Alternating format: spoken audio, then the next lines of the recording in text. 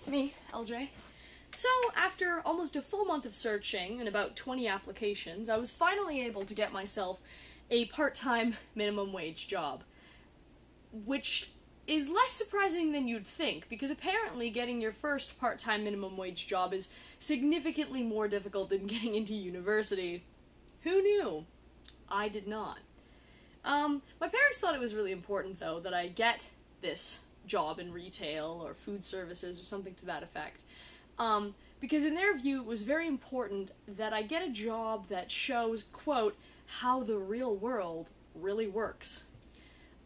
Which I find surprising, because everything up to this point in my life had been telling me that the real world was a place where people engage in intelligent discourse on issues of international politics, religious studies, feminist doctrine, the media. As it turns out, conversations between people in the real world more often than not are concerned with Taco Bell versus Wendy's. I never knew. Anyway, essentially what happened is that about 3 weeks ago I was hired to work in a shop. I will not mention it by name, because there's always that slight off chance that the video goes viral, oh my god, and then, you know, the boss is like, oh, you're fired, you made fun of us. Although, to be honest, the odds of one of these LJ Corner videos going viral are roughly the same as the odds of my boss understanding how to use a computer, which is quite low because she actually uses a fax machine. I was born at the end of the 20th century, so I don't know what a fax machine is at all. I don't know its function. It looks a bit like a printer crossed with a phone, and sometimes paper comes out, but I don't know what the fuck that does. So, the rundown of the work environment is basically as follows. At the top, we have a boss lady. Let's call her Martha. It's not a real name, but we're going to call her Martha. Martha is probably pushing 60. She might be 50, but she hates her life. So somewhere between 50 and 60 years of age. She owns the store, and she's a bitch. She's not a nice lady at all.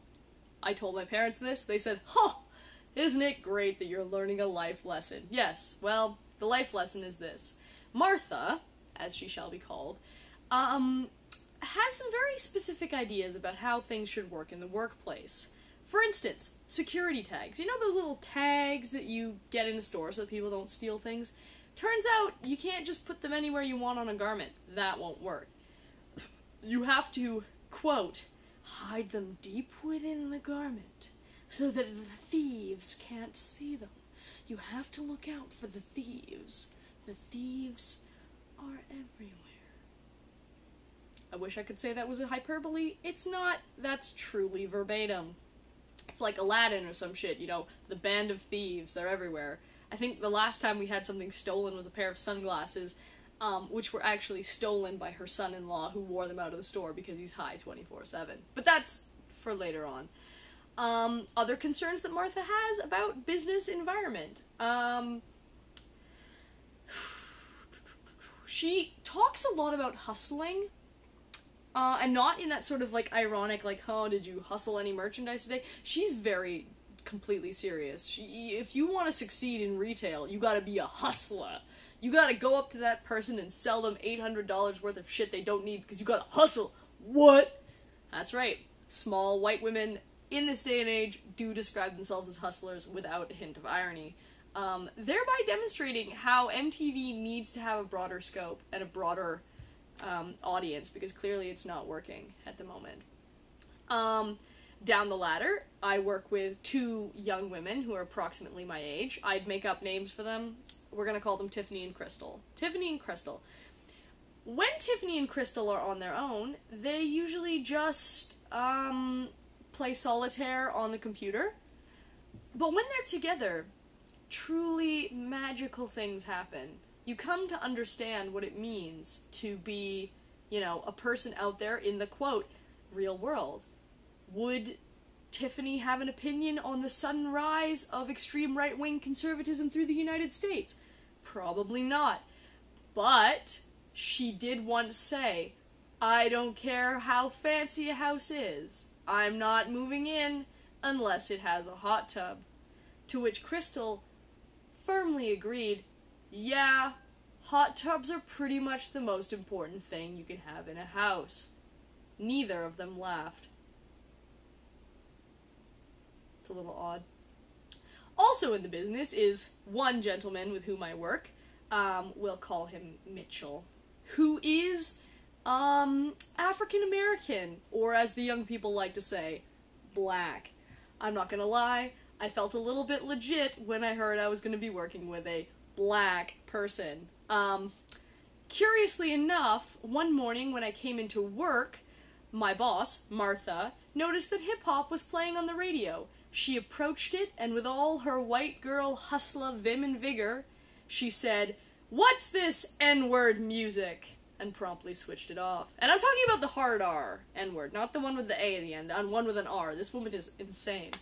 Which is probably why Mitchell has worked there for 2 years and has yet to be promoted. I'm gonna have to go there in a little bit. It's, you know, it could be worse, basically. I don't do shit. I fold shirts, unfold shirts, fold shirts, unfold shirts, fold shirts, unfold shirts. It's pretty much like number ones, for those of you that did number ones. But I think I'm beginning to understand what my parents meant when they said they wanted me to understand how the real world works. In the real world, the people in charge are psychotic, have paranoid phobias that don't make sense or have any real-world application, and are aggressively racist and prevent people of other races from coming to success because of their own psychotic minds.